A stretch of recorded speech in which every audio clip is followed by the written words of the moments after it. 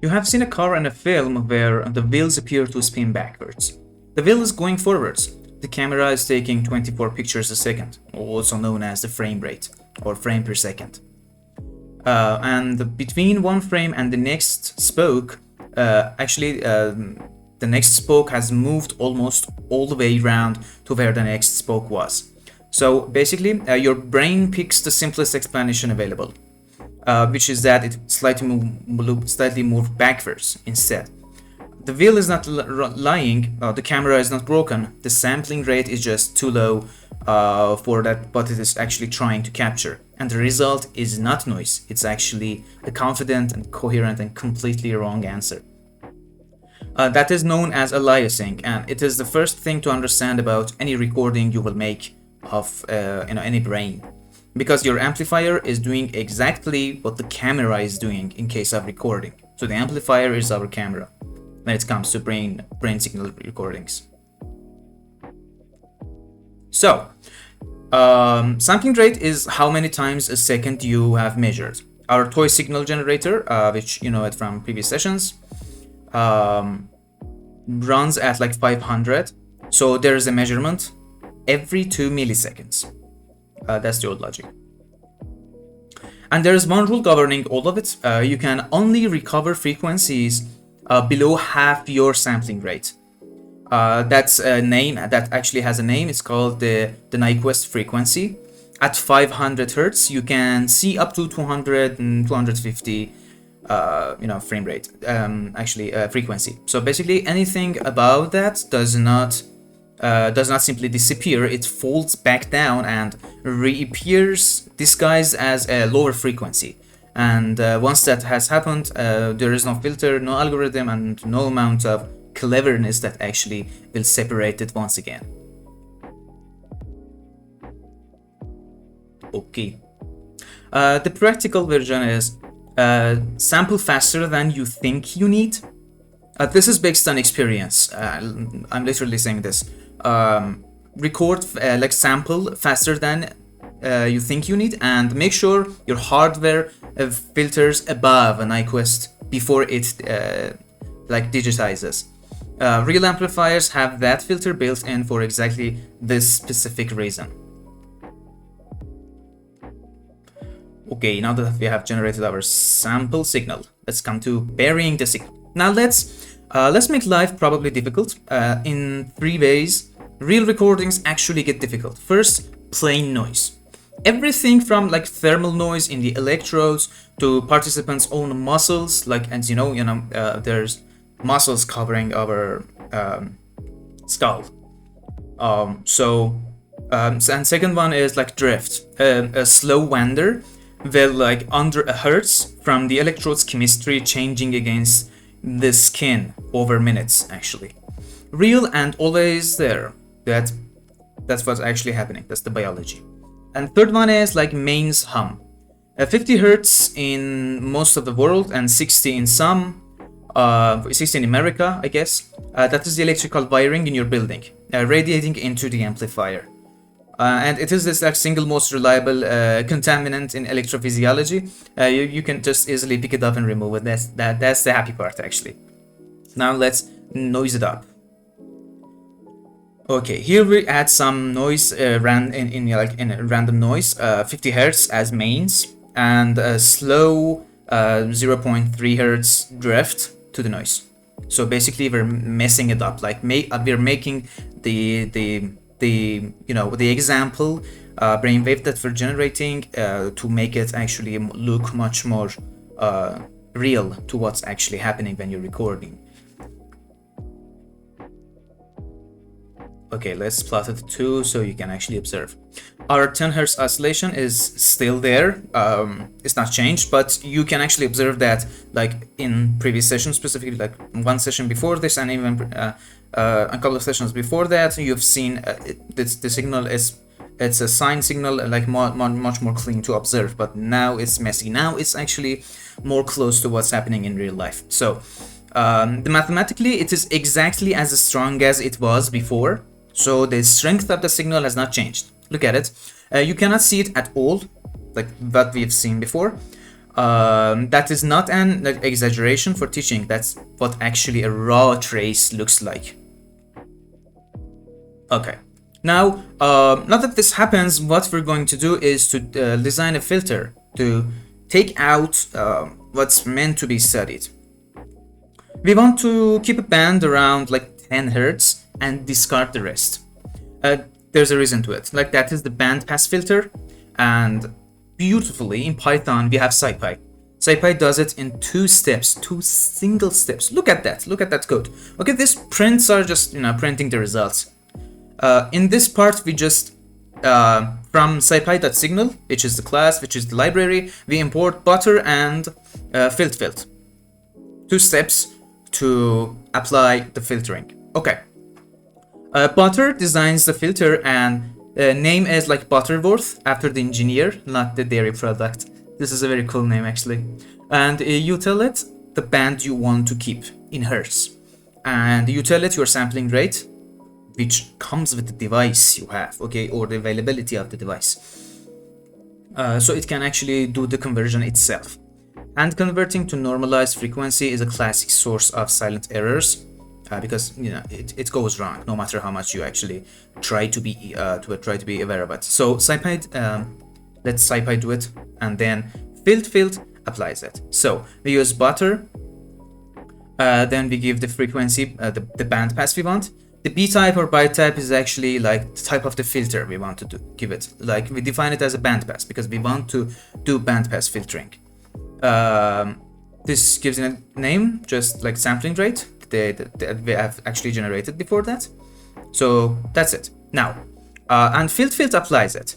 It gets 2 parameters, and the messy is actually that we actually messed up the sampling rate we had. Not the sampling rate, the signal we've had, like we added noise to it. We give it that and 2 params from the butter, and that gets filtered. Okay. From order 4, bandpass from 8 Hz to 12 Hz. Okay.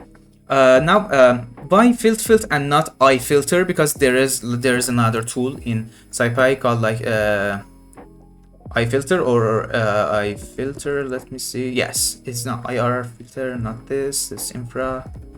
This is lfilter, I guess. Yeah, it's lfilter. Yes, lfilter. This is another tool, which is there is an obvious choice here. A normal filter with like this one delays the signal. It has to, because at any moment it knows about the past. So everything comes out shifted in time, shifted later in time, and different frequencies get shifted by different amounts. If you're studying when something happened, that is fatal. Like that's done. Okay, we're done. Half of ERP research, like event-related potential, we're going to get into that later, is about components arriving at specific latencies. Latency is everything. And a filter that moves your peak by 20 milliseconds has like literally changed your result. Filtfilt runs the filter forwards, then runs it backwards over the output. The 2 delays cancel exactly, and you get 0 phase distortion. The cost is that it is not causal, meaning that the output at any moment depends on your data from the future. Fine for offline analysis, like if the recording is done, now you have the data and you're going to start processing it, all right, but impossible for anything real time, like cool devices like BCIs, brain computer interface devices. Those cannot rely on that. And the n actually equals 4 is the filter order, like here, right here. Controlling how sharply it cuts. Like higher is sharper, but it is less stable. So this is a trade-off. This is based on research literature, but a good researcher would actually run it in multiple values to see like how what's it happening. And I encourage you to do it, please. And that's the logic before n. And higher is sharper but less stable. Like 2 to 6 covers almost everything in that range. Now let's see. Now let's plot The raw and by the raw data I mean the one that is messy, the one that is not bandpass filtered, and the one that is filtered. And if you can actually draw this by checking out the decision about plotting easily. Okay, now see, obvious, isn't it? Top panel is a raw, not filtered data. Bottom panel is the filtered signal drawn in red dashes. You have to do a little zoom in. Okay. Underneath, actually, it is the red dashes underneath. The blue line tracks the red one closely. We just recovered an oscillation that was completely invisible. Like, how can you include anything like this from this noisy signal? And I want you to notice something about the red line. It exists because I built this signal.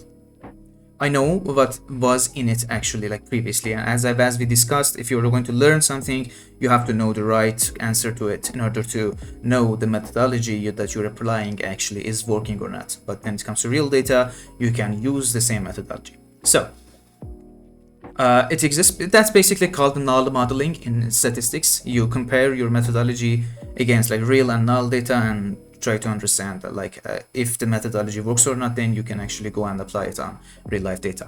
And I want you to notice something about that red line. It exists because I built this signal, as I mentioned. With real data, there is no this like dashed red lines ever. You have the blue trace and your judgment. That's the part that the studies, the literature review comes in, and that is the whole reason that the next section matters. The frequency view. This is very important. Okay, a power spectrum answers a different question. Let's run it first so you can actually observe what I'm saying.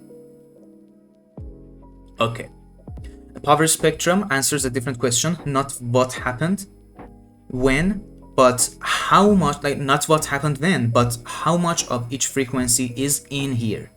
Welch's method chops the signal into overlapping chunks, computes the spectrum of each chunk, and averages them. It's a very well-known methodology. And averaging is what makes it usable actually on noisy data, the type of data that we're usually dealing with in neuroscience. Okay, the two spikes in this gray line, one is 10 hertz, which is ours actually, and one is 50, which is the building's wiring, as we discussed. The blue line kept the first and flattened the rest. Okay, this spike is ours, but this one or the rest of the spikes we have, because we are studying spikes, we're studying where the brain actually got excited about something, that we're showing it or we're trying to show it. So basically at 10 hertz is ours, the 50 is the building wiring, which the blue line, which is the filtered, the Welch applied to the filter signal, which we just filtered it using the scipy package. The blue line keeps the first one, flattens the rest. One thing worth pointing out on the green line, it slopes downward actually. Low frequencies have more power than high ones, always in essentially every neural recording. That background slope is called aperiodic component, and for a long time people treated it as like boring background. It is not. It changes with age. Very interesting research here. Like with arousal, with anesthesia, and there is now a whole literature on separating genuine oscillations from the slope they sit on. Like if you take one habit from the session, make it this. Look at the spectrum before you filter anything out. That actually tells you what is actually in your data, and it takes one line of code to do so. Right. The part that does not appear in most tutorials is that a bandpass filter will produce a beautiful, convincing oscillation out of pure noise. Not sometimes, but reliably. Take white noise, which is by definition contains no rhythm at all. filter it between 8 to 12 Hz, and what comes out looks exactly like alpha wave. Rhythmic, waxing and waning, entirely persuasive, because that is what filtering does. You ask for like 8 to 12 components, and noise has some energy at every frequency, so it gave you one. The seeing of a rhythm after filtering is not evidence that a rhythm was there. Okay, this is important. It gets worse with high pass filters, which people use to remove drift. An aggressive high pass can actually push activity backwards in time and create apparent effects before the stimulus even appeared in the study. There are published papers demonstrating this with real ERP data, and they are almost certainly published findings that are artifacts of it. So report your filter settings always. Look at the unfiltered spectrum and be suspicious of any oscillation that only exists after processing. That's what we do. Research must be honest, as well researchers. Okay, so let's wrap up this session. This is probably going to be longer than expected, but it is important to point out. So let's wrap up. Sampling rate and Nyquist, bandpass filtering with Butter and filtfilt, power spectra with Welch. Okay, and a healthy suspicion of your own pipeline as a researcher. The exercise at the bottom is one of the the one I most want you to actually run. Build the messy signal with no real oscillation in it at all, pure noise, and put it through the same filter. Look at what comes out. Then remember that it came from nothing. That's important. Next session, statistics. We take two conditions and ask whether the difference between them is real or not, which means talking honestly about p-values, effect sizes, and one dead fish that made an important point about neuroimaging. Notebooks and data are available freely for you. The links are in the first comment. Please enjoy and see you in session 9.